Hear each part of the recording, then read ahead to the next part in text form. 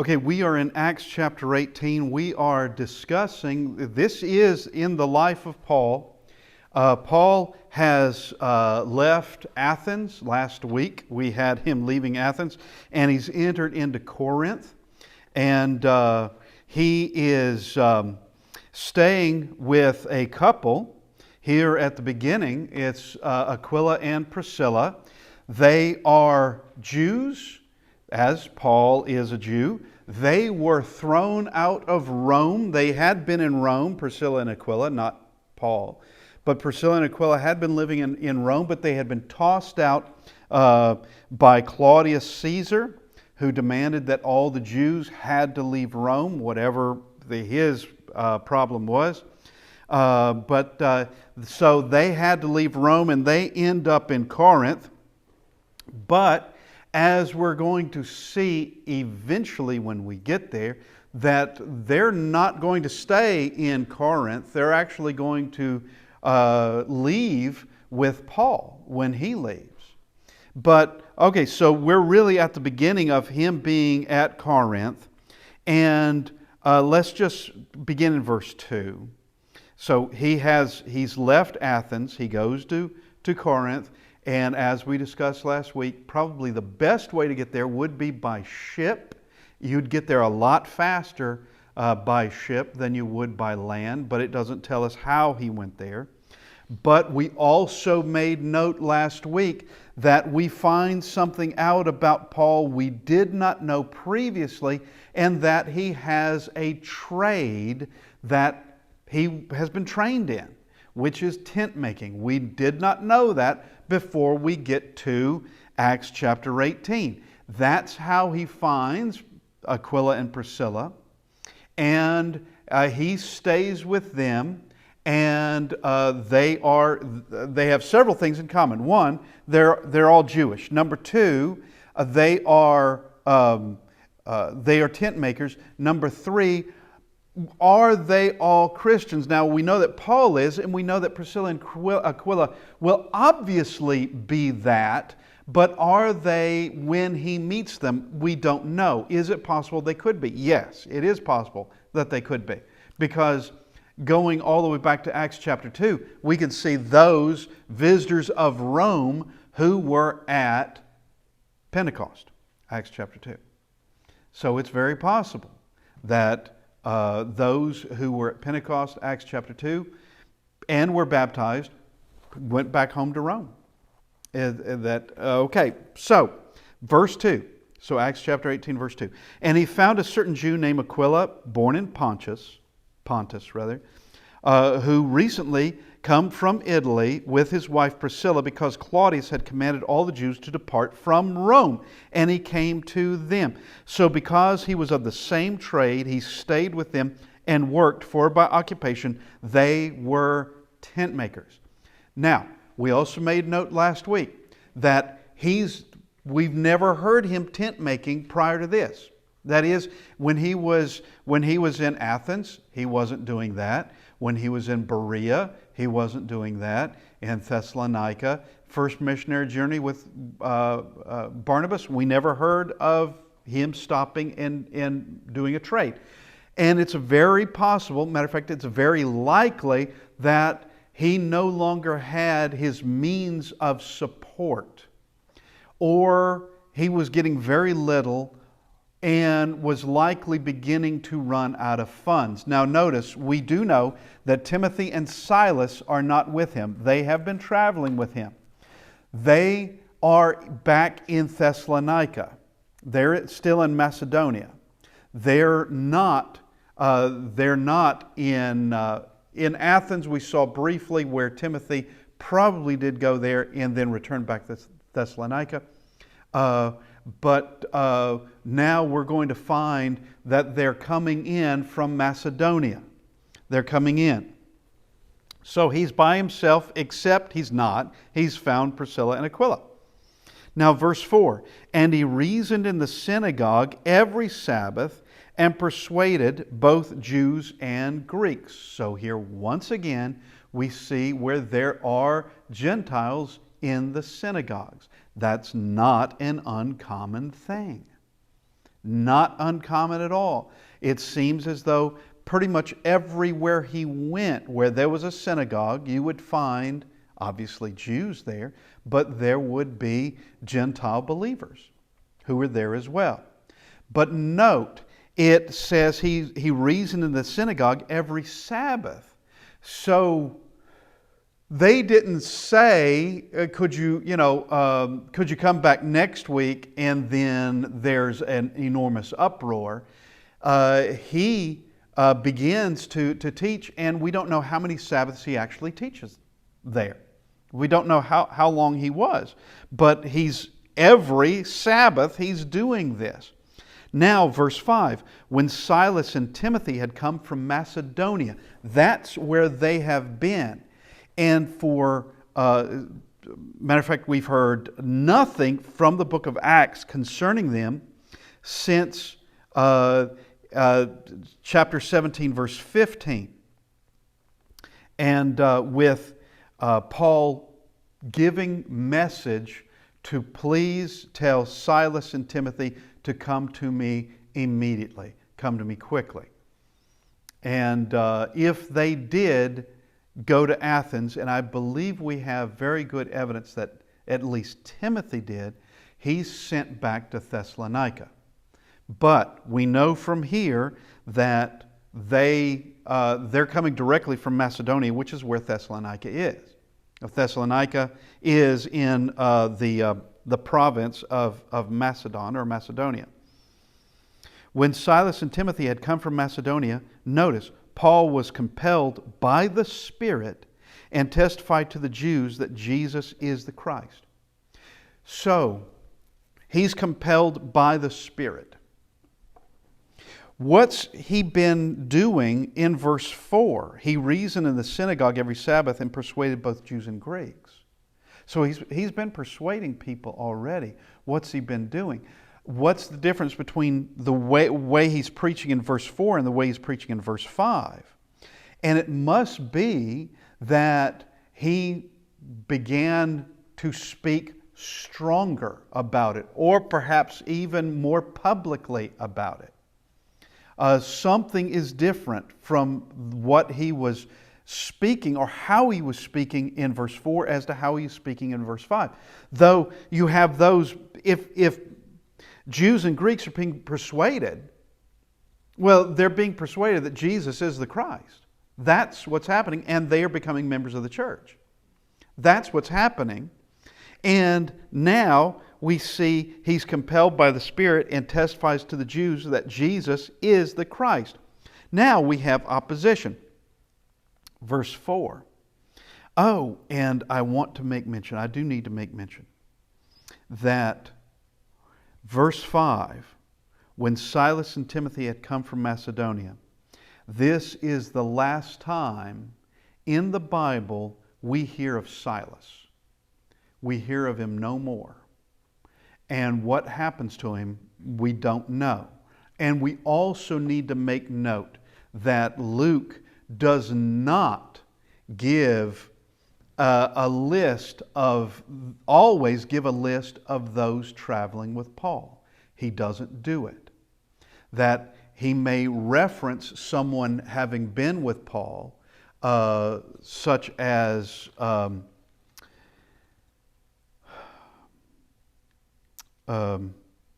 got his name. I'll get to it in a minute. There was someone that he... No. There's Timothy and Erastus. Erastus is the one. That we don't even know who Erastus is.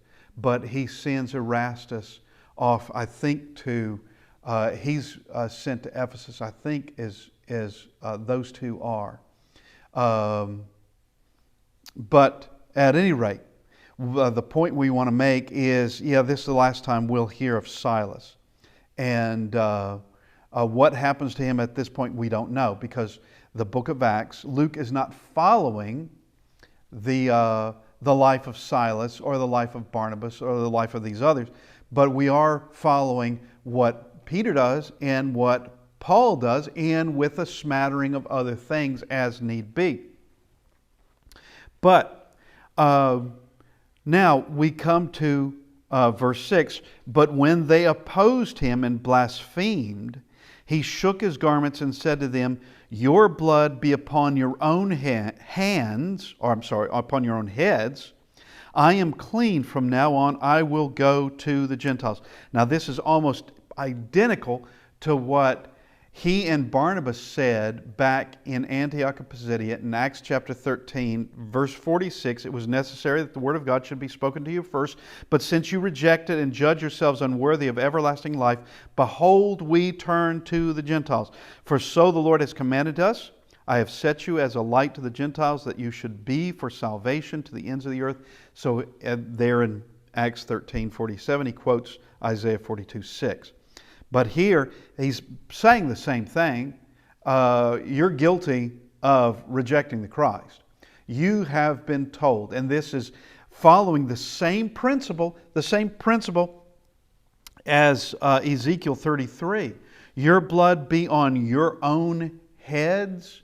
Ezekiel 33, if you remember, that God tells Ezekiel that when I tell you to tell a wicked man to turn from his wicked ways, and you don't do it, his blood I will require at your hand. All right? His blood will be on you. Now, if you tell him, then it's on him and him only. If you don't, well, he's going to perish, and yeah, you're going to perish too. Because I'm going to require his blood on you. Okay? I'm going to require it on you. And with that idea of the watchman, you have a watchman on the tower. What's the point of having a watchman on the tower guarding the city and is not warning the city if an army is approaching? What good is that watchman? Not good at all. I mean, what was the point of having a tower or even hiring the man? What was the point? If all he's going to do is just stand up on the tower and be quiet as an army approaches, what good is it? That the city will be taken, but it's his fault. He has a part in all this. He did not warn them. Now, Paul is saying, and on this, talking to these Jews who oppose him, that your blood is on your own heads. I'm clean. And then he says, I'm going to the Gentiles. And he departed from there and entered the house of a certain man named Justus, one who worshiped God, whose house was next door to the synagogue. So evidently he hasn't been staying with Justus. From what we know, he's been with Priscilla and Aquila. Or so that would appear to be. It doesn't say that. Priscilla and Aquila have been cast out of Rome. How long have they been in Corinth? Well, we don't know, but they've got to be living somewhere. But he's not staying with them anymore. He's now staying with Justus.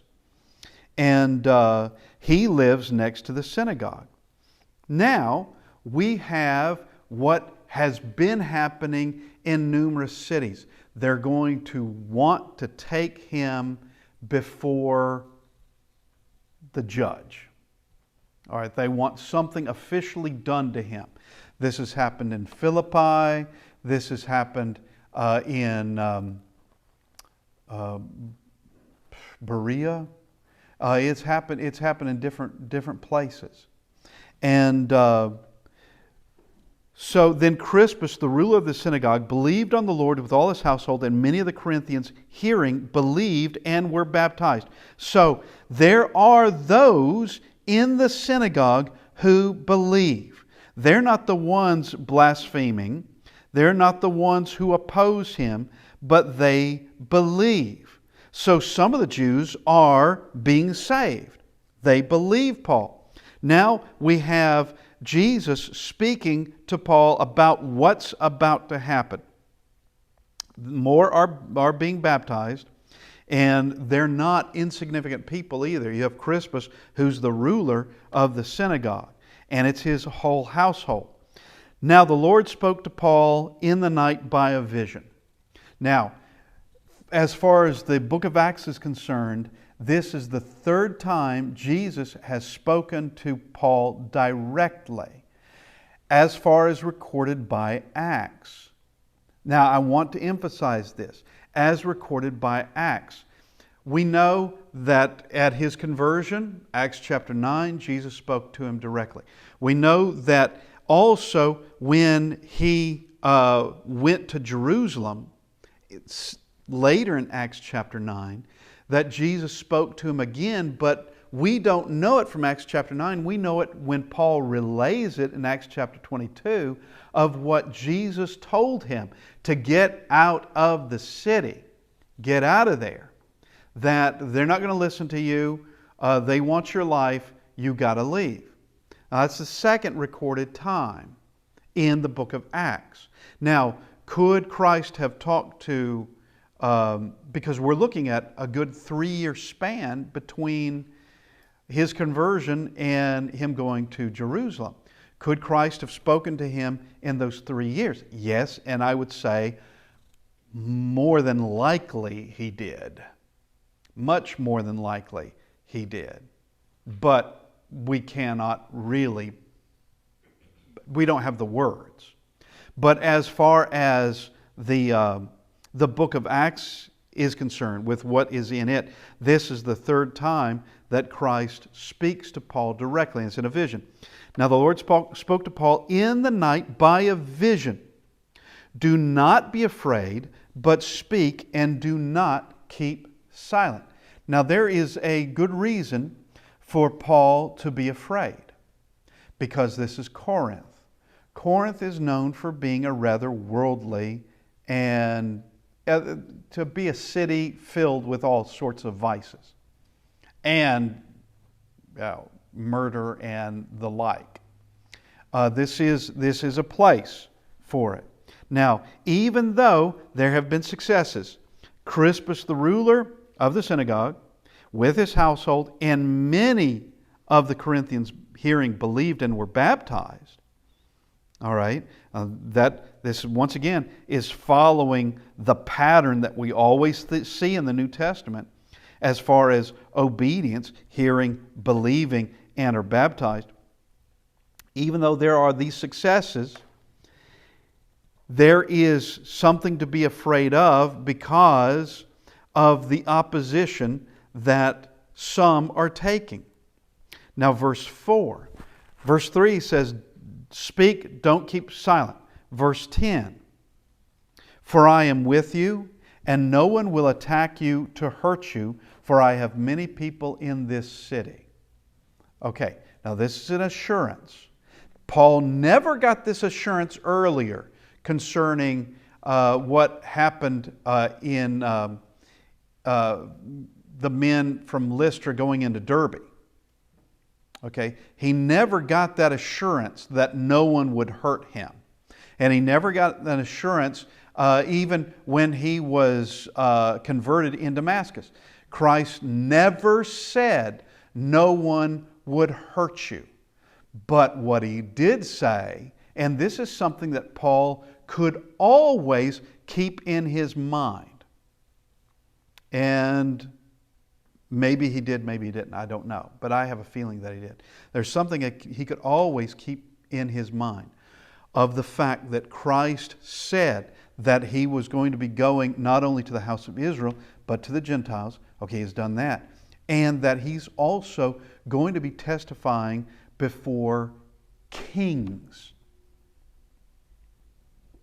And he can know from that he will live at least long enough to where he will have done everything that Christ said he was sending him out to do. He could know that. He could know that if he's not been before a king yet, and he hasn't, if he's not been before a king yet, that he still has some life to go. Now, this time he said, no one will attack you or to hurt you, for I have many people in this city, which means it's limited to this city. It doesn't mean no one will ever hurt you or no one will ever attack you ever again, but it's concerning this city in Corinth. Now, that's a curious thing for Christ to say. I have many people in this city. Well, the church is just beginning. And Paul would have known specifically, because he's heavily involved in this. This is his work. He would know who's been baptized, who are members of the church, and who are not. He could give you a running tally of, Crispus and his household, that's X number, and then you have this other family, this couple, this man, this woman, all these others who were baptized. He could give you a running tally as to how many members of the church there were in Corinth now, because he's the one beginning it. He's the one who is going and planting the seed there. But he says, I have many people in this city. He must be referring to others, and he is.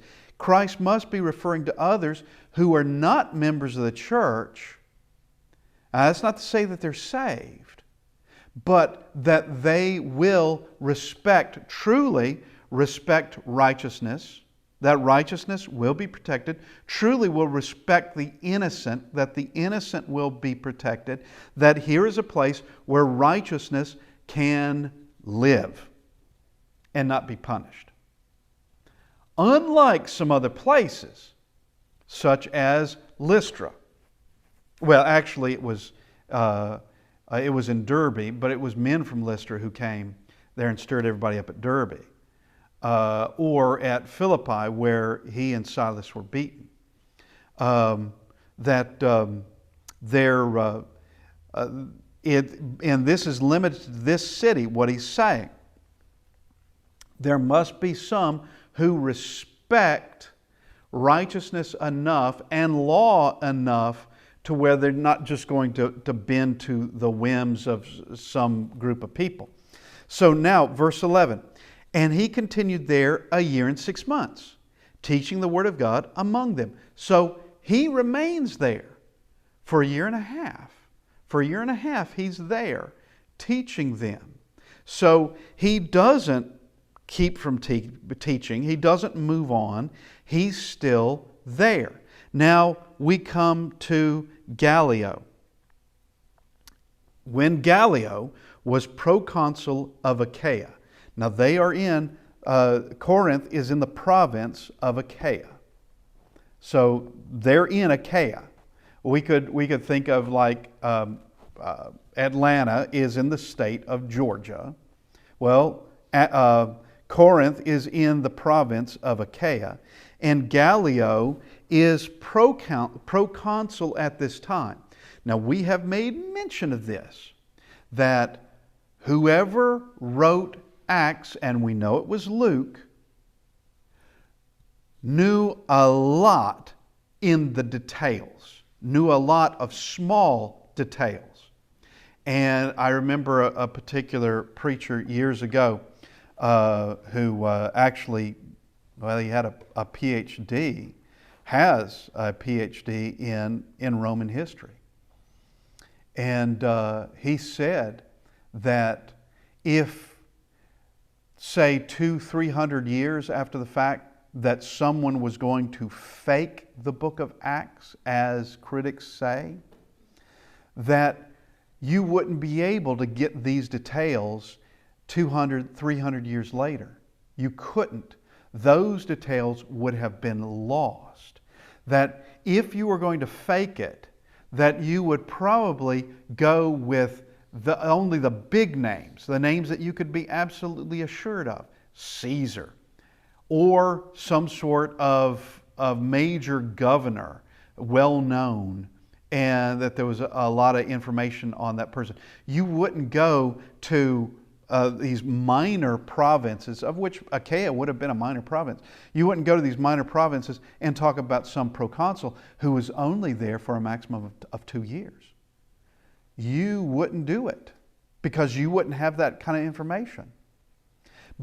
And it is a fact that Gallio was proconsul from AD 51 to AD 52. And we'll give him a full 2 years. It's quite likely it was less than 2 years that he was there. That'd be a year and a few months, or in fact, it could have been a year. But he's only there for a little while. And but this gives us an exact date as to when this occurred, because this would have Paul would have been here in Corinth at either AD 51 or AD 52 when Gallio was proconsul. So we know the date on this, because it's in essence giving us a timestamp that Gallio is the proconsul of Achaia. All right. He's a Roman official? Yes, he's a Roman official. That's right. He and they are appointed, and these Roman officials being appointed, they're doing this as a career, and the idea is you want to please Caesar most of all, in the hopes that you get taken out of these backwater places and you get where you really want to be. Okay. You get where you really want to be, whether that happens to be in Rome or whether it happens to be a place that is more to your liking, more pleasant in weather or whatever it is. That's what you're trying to do. And so Gallio's proconsul of Achaia. The Jews, we're in verse 12, the Jews with one accord rose up against Paul and brought him to the judgment seat. Now these not all the Jews, these are the ones that were opposing the gospel. This isn't Crispus and his household who are now Christians. These are the ones that had been opposing the teaching of the gospel. So they take him to the judgment seat. Now we see what Jesus meant by I have many people in this city. And one of them is Gallio, and he's powerful. Saying, so here is their accusation. And we've seen accusations before. We've seen what they have said before. Of teaching, like in Philippi, these men do not cease teaching things that we as Romans cannot receive or do. Okay, which is a false claim.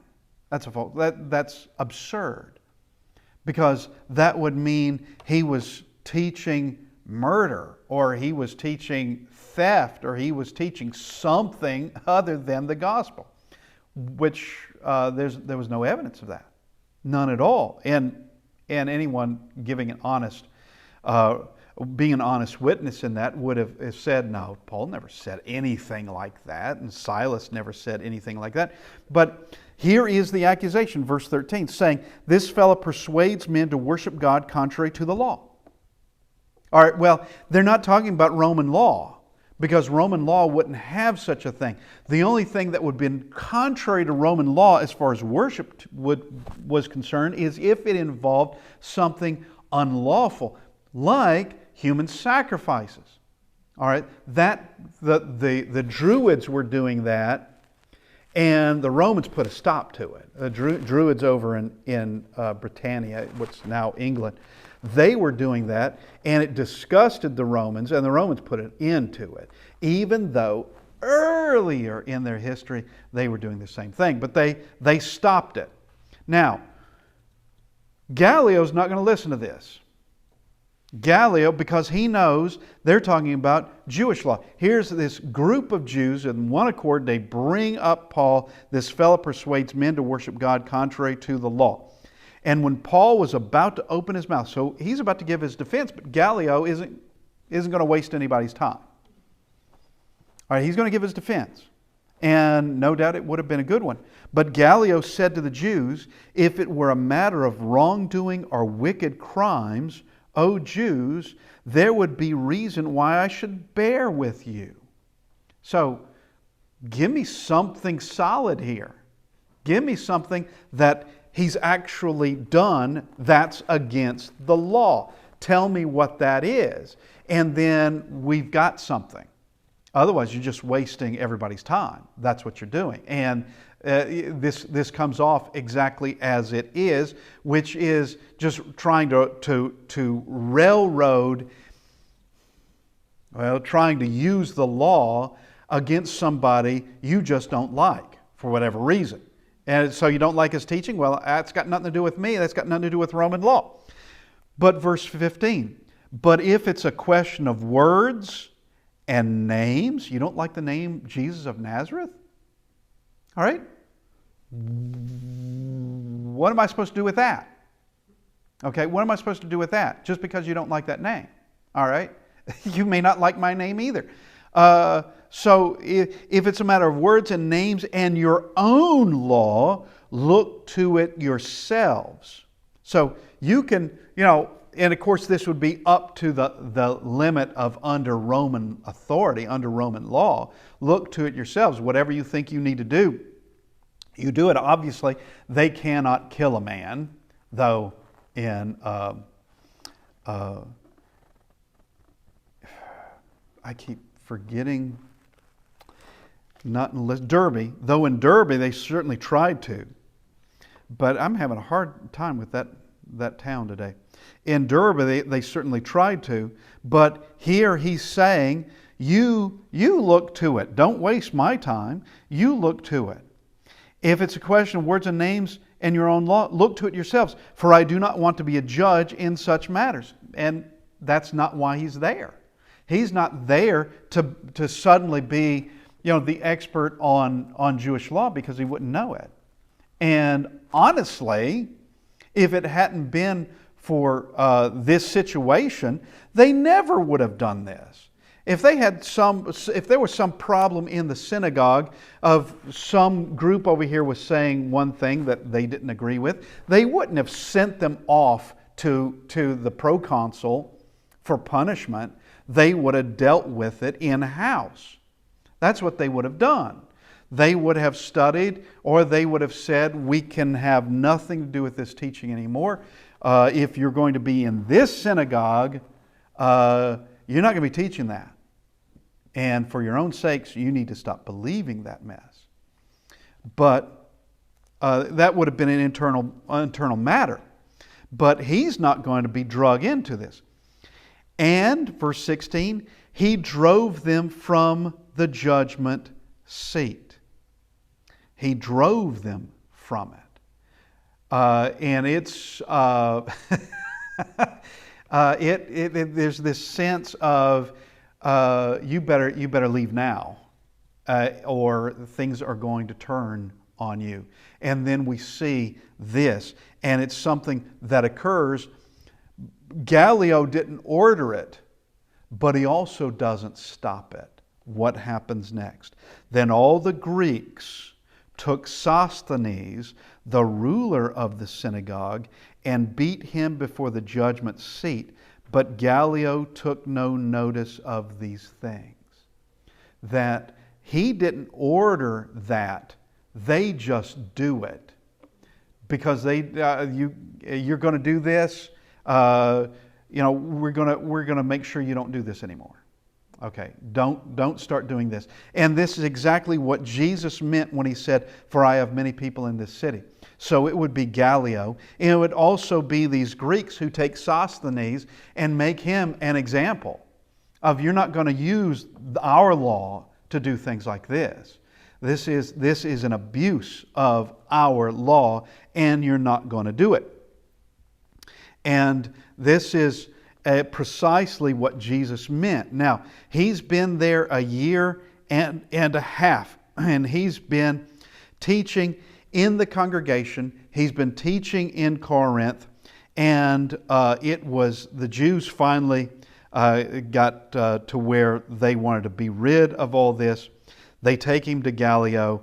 Gallio will have nothing to do with it. Now, let's go to 1 Corinthians 1, verse 1. Because we see that we've got to be talking about the same Sosthenes. Because while Sosthenes is beaten before Gallio's court, something happens. Paul Now, this is Paul writing to Corinth, an apostle of Jesus Christ, through the will of God, and Sosthenes, our brother.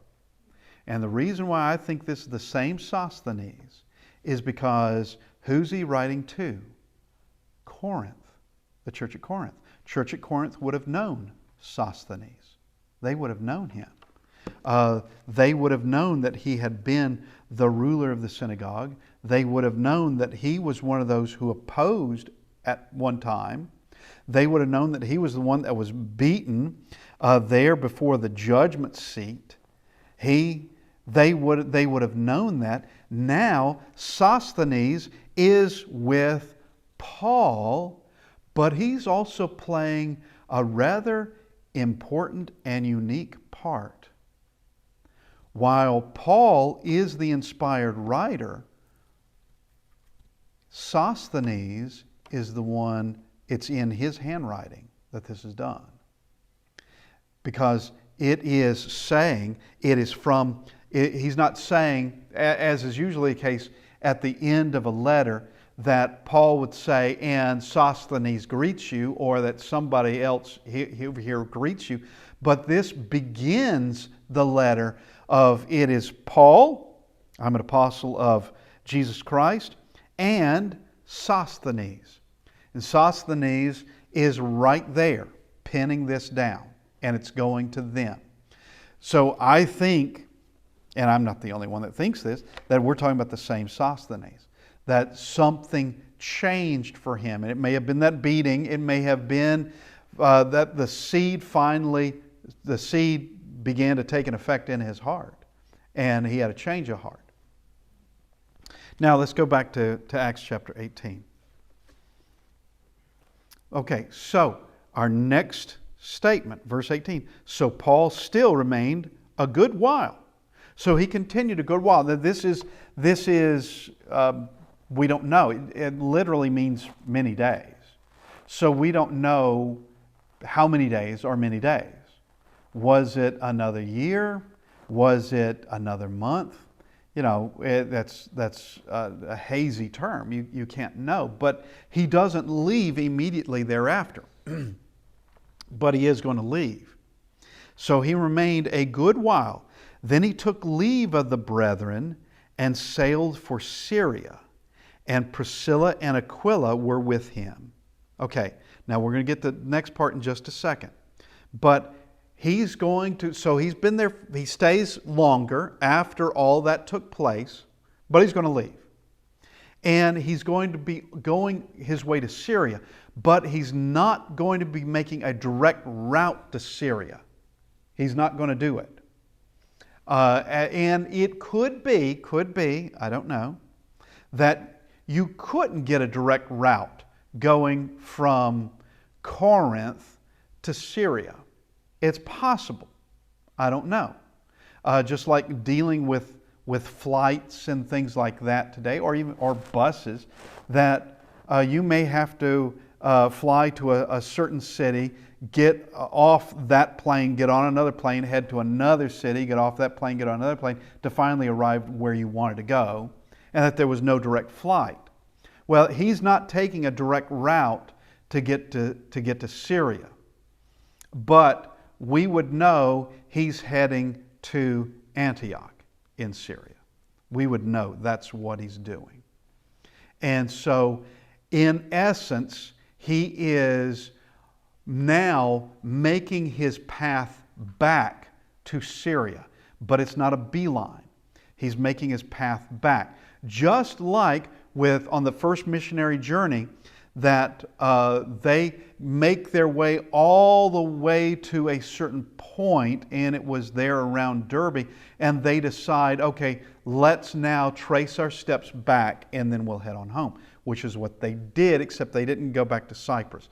But they traced their way back the way they came, and then took a ship heading back to Syria. So this is very similar, that he's now at a point of where, okay, now I'm going to point my nose toward home. Though he's not going there He's just not going to get further away from home, is what it comes down to. He's not getting it further away from home, but he's now making a path back there. So, we see where Priscilla and Aquila are with him. So they're now his companions. And as we said earlier at the beginning, Luke does not give us a list of everyone traveling with Paul. He doesn't give us a list, only when it's necessary. And sometimes, like with Paul in Athens, we know he was alone there because it tells us he was alone. But now he's with Priscilla and Aquila. We're with him. Now we come to this. He had his hair cut off at Cenchrea, for he had taken a vow. Okay, so first things first. Where is Cenchrea? Cenchrea is just southeast by land. You don't take the sea there, southeast by land from Corinth. It's just next door. You go to Cenchrea. And this is where he's going to take a ship out of Cenchrea. Now Corinth is on the coast too, but Cenchrea is on the coast, but so is Corinth. Why he doesn't leave out of Corinth, I don't know. I can't answer that question. But he goes to Cenchrea. That's where he's going to take his ship. And it's going to take him over to Asia. And that's the Roman province of Asia, not what we consider to be Asia today. Just to make that clear, Asia, the Roman province, was a section of what's modern-day Turkey. And but he goes to Cenchrea. Now, he has his head shaven because he's taken a vow. What's the vow? We don't know. We're not given that information as to what that vow is. We don't know what it is. And he has his hair shaven there, which would lead one to think that this sounds very similar to a Nazirite vow from the Old Testament. Now, if that were the case, then his vow is done. But some take it that his vow is just beginning. He just took the vow. It's not that the vow was over, but he just took the vow. But here's the news concerning the Nazirite vow. Paul could not truly take the Nazirite vow. Truly, he could not. Could he do something similar? Sure he could, just taking a vow. Sure he could. And concerning his hair, sure he could. But there was something about the Nazirite vow that as a Christian, he couldn't do. What would that be?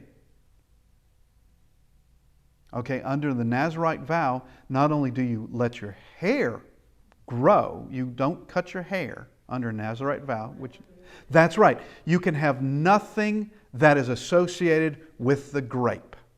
Nothing. That's not fruit, not juice, not wine, not leaf, not raisin. If you're going to eat the roots, not even the roots. I don't know anybody that does that. I just had to say that. But there's nothing, you cannot have anything to do with grape whatsoever while you have the Nazirite vow. And that's coming from Numbers chapter 6, verses 2 through 5, that describes the Nazirite vow. So, whatever he was doing, whatever vow he took, it could not be a true Nazirite vow. There could be some similarities to it concerning his hair, but he could not truly take that vow. One, it's an Old Testament thing. Two, what would be the problem with him staying away from grapes? He can't take the Lord's Supper. That means for as long as he's under that vow, from Monday to Saturday, fine. But come the first day of the week, that is a commandment. And that goes every Sunday. Every Sunday. And so that would keep him from taking the Lord's Supper. And meaning he's not remembering the Lord's body. He's not remembering the crucifixion. It's not being kept as a memorial. And I just don't see him doing that. Or I would say this, if he was doing that, it would be wrong. I would just say that, but I don't think that he was. I don't think that he was at all. Now, so he cuts off his hair in Cenchrea. He has taken a vow, and we don't know what the vow is. And he came to Ephesus. Now, he's got to go across the Adriatic Sea, which is part of the Mediterranean. He's got to go across the Adriatic Sea to get to Ephesus. And to get to Ephesus, I had the mileage down here. It wasn't terrible. Yes, Cenchrea to Ephesus is about 240 miles by sea. And so you could get there. You can get there in a couple of days, and it wouldn't be a problem at all. You'd probably spend one night. I mean, it depends on when you left. Leaving by ship is completely different than leaving by airplane or by bus. Because quite often you have to wait for the tides to be in your favor, and then you leave. So you don't know when they left and you don't know when they arrived, but it would be about a 2-day journey there, going to Ephesus. Okay, he came to Ephesus and left them there. But he himself entered the synagogue and reasoned with the Jews. So he's right back at work. Now he's in Ephesus, right back at work. Okay, we have run out of time. I appreciate everyone being with us, and appreciate those watching. And we'll continue with Paul in Ephesus. And he's not going to, this go around, he's not staying in Ephesus very long. He will be returning back to Ephesus, as he said, if God wills. He will be returning back to it. But he doesn't stay there very long. And we'll also discuss his planned trip to Jerusalem next week, hopefully. And thank you, everybody.